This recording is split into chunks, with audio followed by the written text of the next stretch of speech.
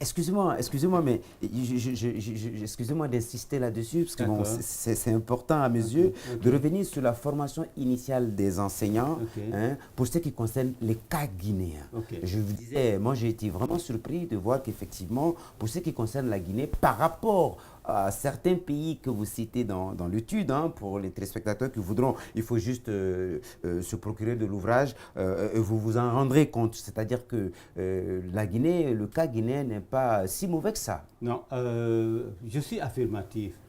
Et je dirais même que la Guinée a joué à un moment donné le rôle premier dans la formation initiale des maîtres de l'élémentaire. En effet, ça remonte à l'année 1998 où notre pays, la Guinée, se trouvait devant un paradoxe.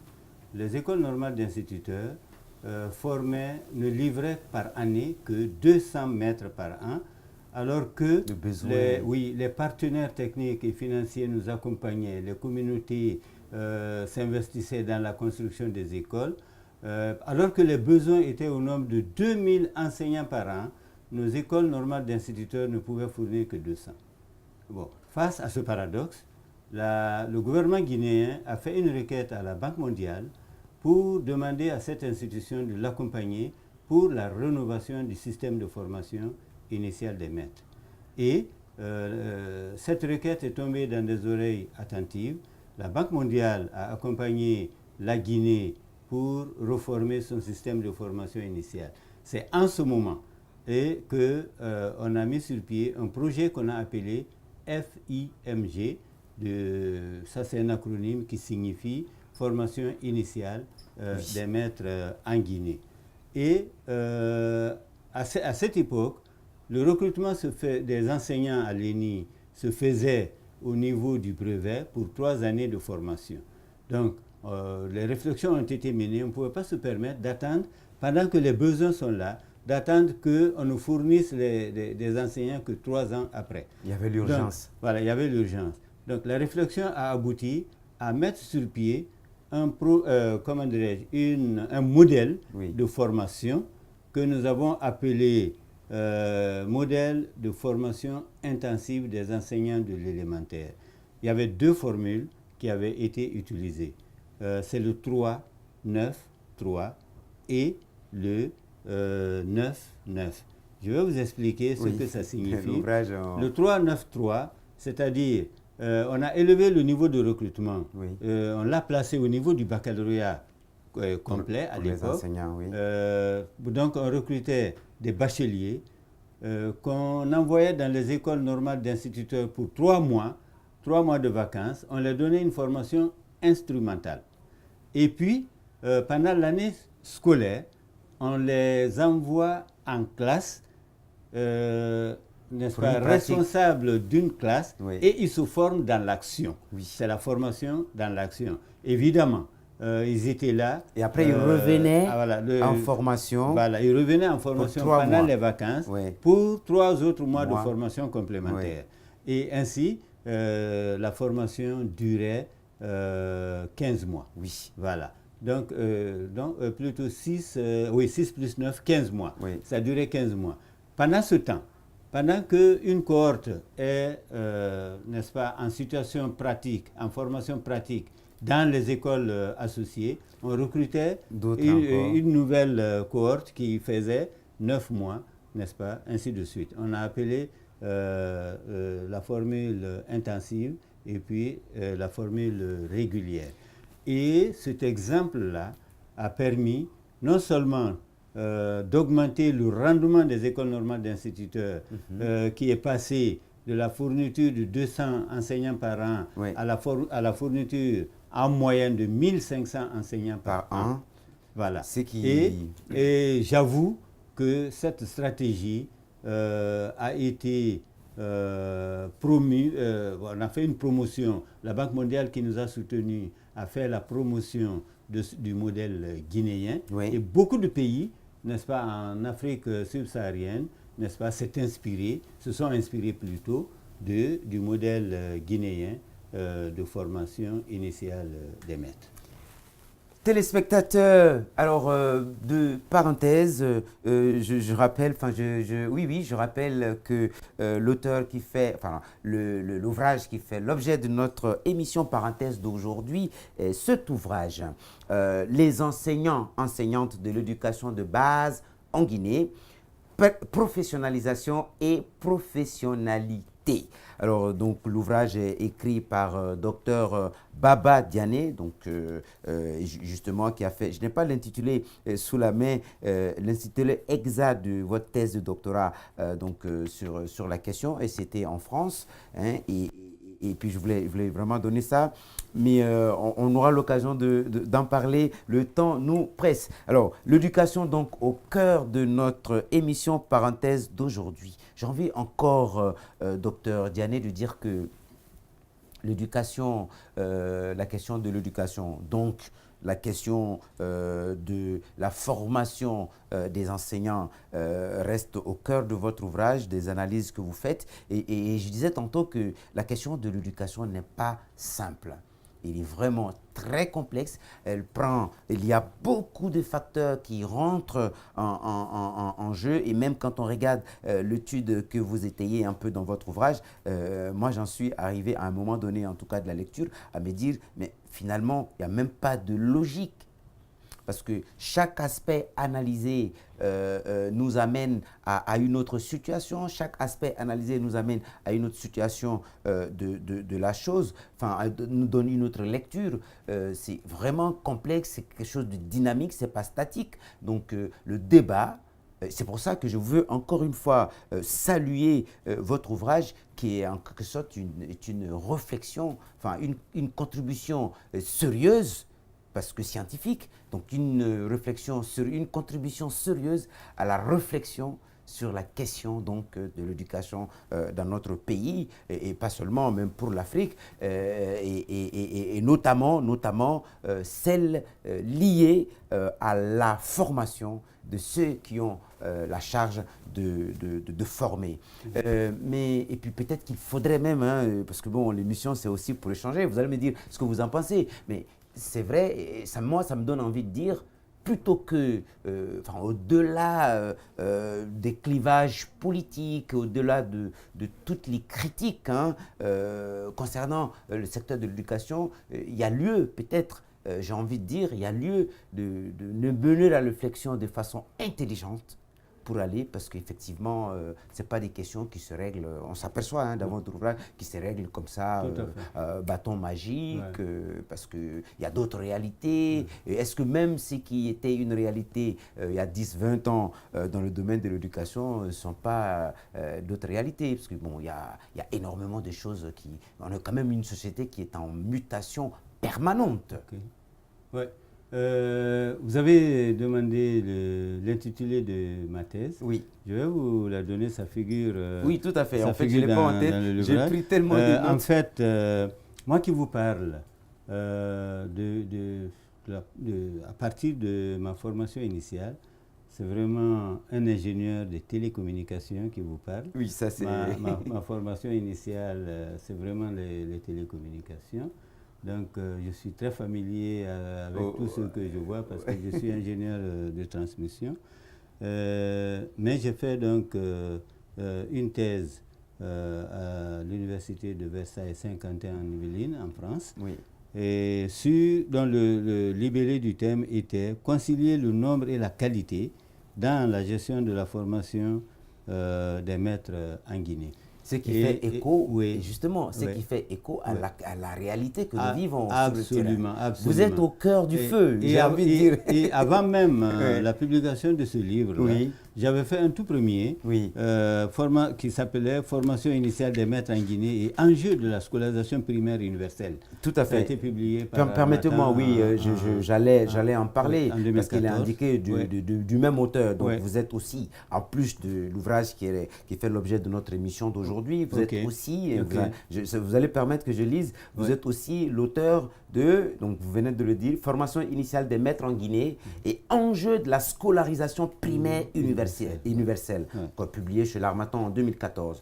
Vous êtes aussi, donc Dr Baba Diané, auteur de concilier le nombre et la qualité dans la gestion de la formation initiale des maîtres en Guinée. Thèse de doctorat, donc justement, à l'Université de Versailles-Saint-Quentin en Yvelines, juin 2013. Vous venez de dire, l'alphabet Nko, un apport culturel et scientifique de la République de Guinée au patrimoine islamique mondial, juillet 2011. Et ce n'est pas tout. Vous êtes auteur, et ça c'était, je crois, le tout premier, auteur de, je cite, pour une articulation école-milieu au service d'un apprentissage de qualité à l'ENI, École normale d'instituteurs de Cancan. Donc c'était un travail de session UQTR 2002. Donc depuis 2002, je ne sais plus, ça fait combien d'années vous êtes autour de cette question-là, parce que c'est toujours lié à l'éducation. D'ailleurs, je signale aussi que, parce que là, on me signale, on va passer à une autre rubrique, je signale aussi que dans cet ouvrage-ci, la question aussi liée à l'enseignement des langues nationales est évoquée là-dedans. Le premier chapitre qui porte donc sur l'analyse du taux de réussite au certificat d'études primaires et élémentaires en République de Guinée. Le deuxième chapitre, lui, il porte sur l'analyse de la situation, de la tendance de la formation des enseignants du primaire en Afrique subsaharienne. Ça veut dire que vraiment le champ n'est pas que sur la Guinée, même si le titre parle de l'enseignement de l'éducation de base en Guinée. Alors, le troisième chapitre, c'est expérience au pluriel bien sûr, expérience et pratique de la professionnalité des enseignants. Et ça, c'est très important, très intéressant, de mon point de vue. On n'a pas eu l'occasion d'en parler. Le chapitre 4, lui, il porte sur, je cite, « Formation des enseignants au regard de l'élargissement de l'éducation de base en Guinée ». Ça, on en a parlé un tout petit peu, mais c'est vraiment le projet aussi, il s'inscrit dans le cadre d'une réforme du système de l'éducation en Guinée. Le chapitre 4, les langues nationales et la formation des maîtres du primaire en lien avec l'élargissement de l'éducation de base en République de Guinée. Chapitre 6, projet éducatif en faveur de la qualification de la formation initiale des enseignants de l'éducation de base. Et puis bon, après, il y a d'autres éléments qui se rajoutent, les listes des tableaux, des graphiques, etc. Donc, mesdemoiselles, mesdames et messieurs, on voudrait vous dire grand merci de nous suivre de bout en bout autour de cet entretien avec Dr Baba Diané, entretien consacré pour vous aujourd'hui à son ouvrage « Les enseignants, enseignantes de l'éducation de base en Guinée, professionnalisation et professionnalité ». Mais surtout, ne quittez pas parce que ce n'est pas fini. À présent, on va passer à la deuxième rubrique de ce numéro parenthèse avec Dr Baba Diané. Il s'agit du marque-page.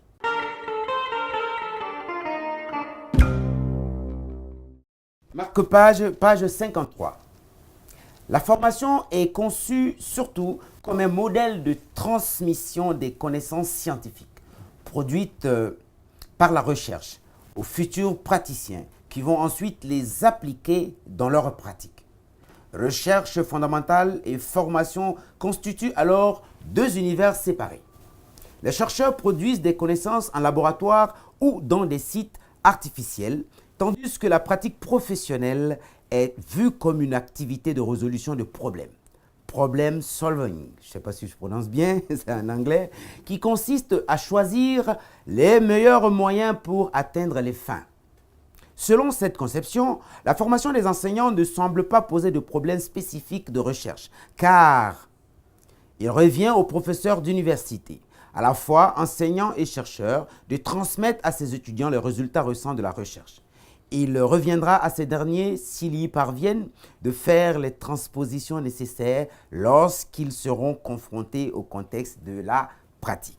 Or, il apparaît à l'usage que cette conception issue des années 50 et 60 engendre une division du travail aux effets pervers. Il y a d'un côté les chercheurs qui œuvrent dans un monde de plus en plus autonome, voire ésotérique, et qui s'éloignent des praticiens. De l'autre côté, les praticiens peu familiers avec la recherche et dont laquelle ils ont de plus en plus de difficultés à se reconnaître, car elle est formulée dans des discours trop souvent abstraits, elle produit des connaissances décontextualisées et demeure finalement sans impact sur la pratique professionnelle. Même le mode de formation à l'enseignement reproduit comme un miroir le dispositif privilégié de l'enseignement supérieur, soit l'exposé magistral qui n'est pas nécessairement approprié pour l'apprentissage de savoir-faire. C'était la page 53 pour ce premier extrait que nous avons voulu donc partager avec vous à l'antenne. De façon simplifiée, le raisonnement est à peu près le suivant.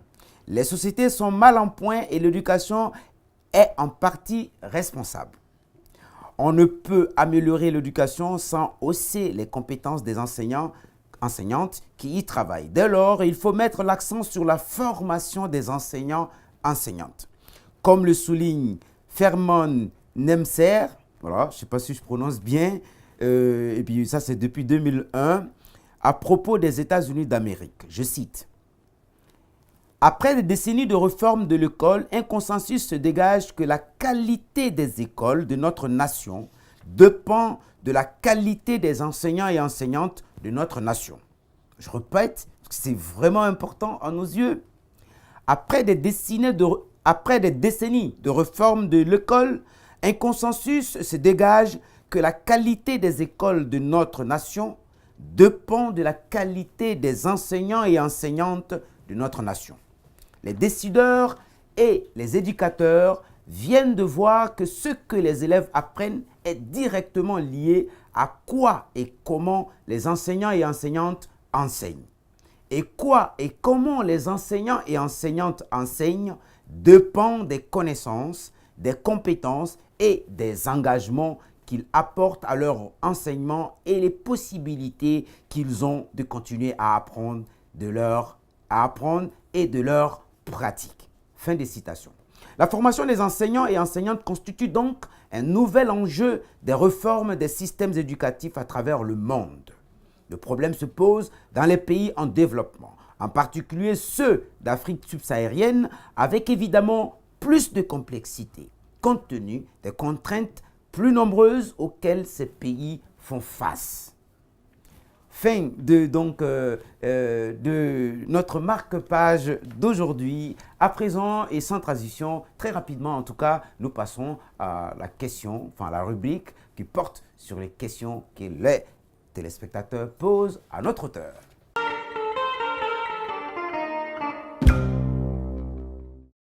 Docteur Baba Diané, bonjour. Bonjour. Moi, ma question est la suivante. Je voudrais savoir, vous avez écrit sur l'éducation de base, donc votre ouvrage porte sur les enseignants. Quel message pourriez-vous passer à l'attention de ces enseignants?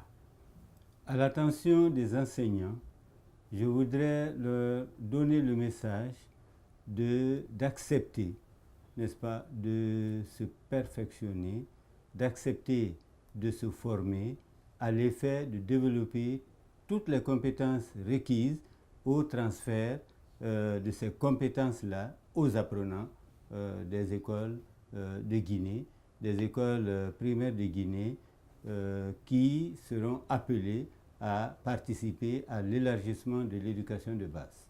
Docteur Diané, bonjour. Bonjour.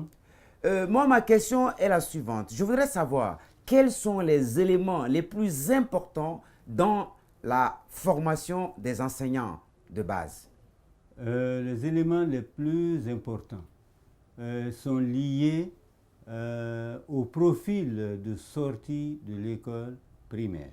Et dans ces conditions, n'est-ce pas, étant donné que le profil de sortie de l'école primaire dit qu'à l'issue de la formation à l'école primaire, les élèves doivent être capables de lire, d'écrire, de lire, de compter. Et en ce moment, il faudrait bien que la formation prenne en charge la lecture, l'écriture et le calcul. Voilà, donc à mon avis, n'est-ce pas, il faudrait que ces éléments-là, que les enseignants en formation prêtent attention à ces éléments. Mais quand nous parlons de l'élargissement de l'éducation de base, il va falloir que nous devons inventer une nouvelle ingénierie pédagogique. C'est en cela que dans le manuel, nous avons proposé 3 types de formateurs.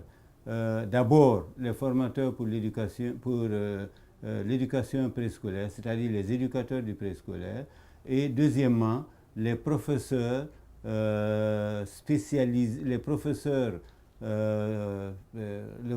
pour l'école, les professeurs généralistes pour l'école de base.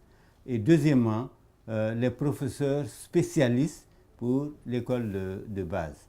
Et en ce moment, si vous prenez les professeurs spécialistes, les professeurs spécialistes de l'éducation de base, eux, ils doivent enseigner toutes les matières dévolues actuellement au plan d'études du collège. Pendant que les professeurs généralistes de l'éducation de base vont enseigner les disciplines, n'est-ce pas, de l'école élémentaire actuellement. Et dans ces disciplines-là, une priorité doit être réservée, n'est-ce pas, à la langue et communication, n'est-ce pas, au calcul, et puis nous ne devons pas oublier les travaux dirigés, parce que une des lacunes que nous avons constatées actuellement, c'est que nos élèves sortent de l'école primaire sans pouvoir utiliser leurs mains. Alors là, c'est vraiment un problème auquel il va falloir inscrire des solutions idoines afin qu'on crée des conditions, n'est-ce pas, d'employabilité des sortants de nos écoles. Et cela dit, je ne prône pas, n'est-ce pas, le travail des enfants, mais il faut déjà, dès l'école primaire, préparer les enfants, n'est-ce pas, à se servir de leurs mains. Ça va éviter les problèmes, les goulots d'étranglement que nous connaissons actuellement, où tous les enfants presque veulent opter pour les sciences littéraires. Alors ça, c'est vraiment un gros problème que nous rencontrons actuellement dans le système éducatif. Docteur Diané, merci. Merci beaucoup.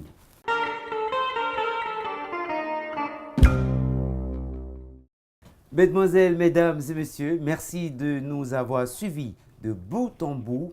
Alors, dans ce numéro parenthèse exclusivement consacré pour vous aujourd'hui à cet ouvrage, les enseignants et enseignantes de l'éducation de base en Guinée, professionnalisation et professionnalité. Alors, grand merci aussi à Dr Baba Diané qui nous a fait la gentillesse de passer ces moments avec nous sur le plateau. Mesdemoiselles, mesdames et messieurs, au revoir et à la prochaine pour un autre numéro de parenthèse, évidemment, avec un autre auteur. Au revoir.